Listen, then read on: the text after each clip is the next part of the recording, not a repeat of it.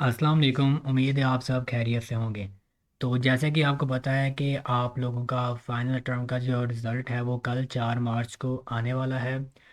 तो मैं आपको कुछ ऐसी टिप्स और ट्रिक्स बताने लगा हूँ कि रिज़ल्ट आने से पहले आप अपना रिज़ल्ट किस तरह से चेक कर सकते हैं।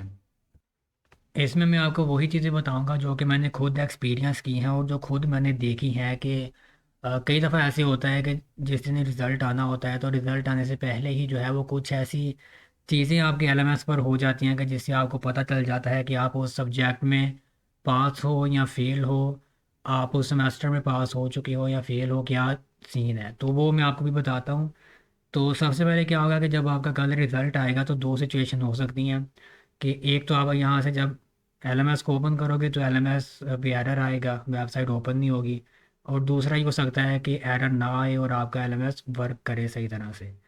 तो आपने इस तरह से जब जैसे ही आप ओपन करोगे तो आपके सामने जो है वो ऑटोमेटिकली जो रिज़ल्ट है वो सामने आ जाएगा। जिस तरह से मिड टर्म का रिज़ल्ट आया था तो आप जैसे ही एलएमएस पर एलएमएस को ओपन करते थे तो रिज़ल्ट आपके सामने आ जाता था। तो इस तरह जैसे ये होम पेज आया है इस तरह होम पेज नहीं आएगा, डायरेक्ट जो है वो रिज़ल्ट आएगा। तो मैं ये भी बताता हूँ कि आपने रिज़ल्ट कहाँ से देखना है अगर आपके सामने रिज़ल्ट इस तरह से ना आए।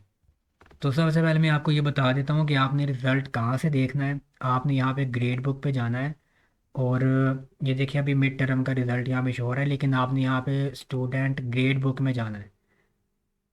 स्टूडेंट ग्रेड बुक में अगर आप यहाँ पर देखें तो यहाँ पर जो है अभी स्प्रिंग 2025 का रिज़ल्ट है, लेकिन आपको यहाँ पर जो है वो शो होगा आपके फॉल 2025 का रिज़ल्ट जो कि कल आएगा। तो ये तो तब शो होगा ना जब आपका रिज़ल्ट आ जाएगा, लेकिन मैं आपको वो चीज़ बताने लगा हूँ कि रिज़ल्ट आने से पहले आप किस तरह से देख सकते हो। तो उसके लिए आपने सबसे पहले दो काम करने हैं, बल्कि दो चीज़ें हैं जहाँ से आपको पता चलेगा। सबसे पहले तो यहाँ पे ये कोर्स सिलेक्शन है।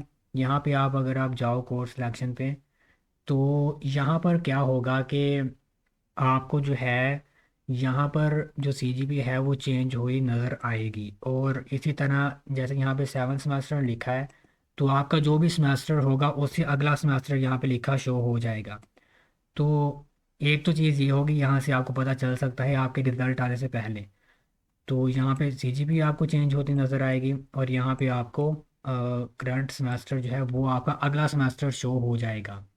लेकिन 100% मैं नहीं कहता क्योंकि कई दफ़ा नहीं भी होता, लेकिन ज़्यादा चांसेस हैं। मैंने कई दफ़ा ऐसे देखा है जब रिज़ल्ट आता है तो यहाँ पे चेंज होता है।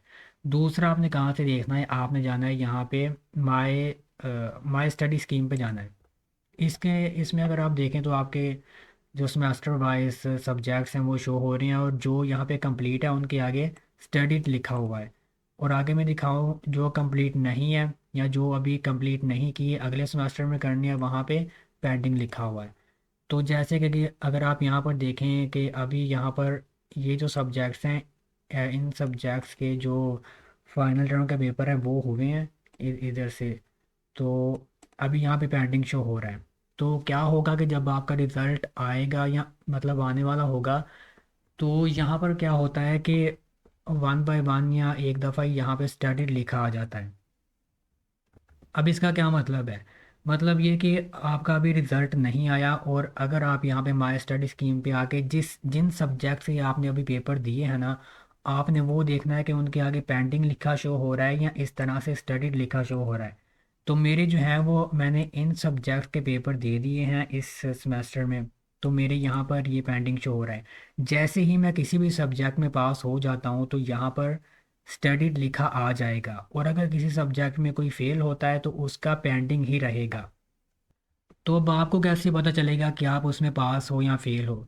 तो अगर तो इनमें से मतलब आपका जो भी सेमेस्टर है जिसके आपने पेपर दिए अगर उसमें से किसी में भी मिसाल के तौर पर यहाँ पे स्टडीड लिखा आ गया और यहाँ पे भी लिखा आ गया, तो इसका मतलब है कि आप उन सब्जेक्ट्स में पास हो। और जिनमें पेंडिंग लिखा हुआ है ना उसकी भी दो सिचुएशंस हैं।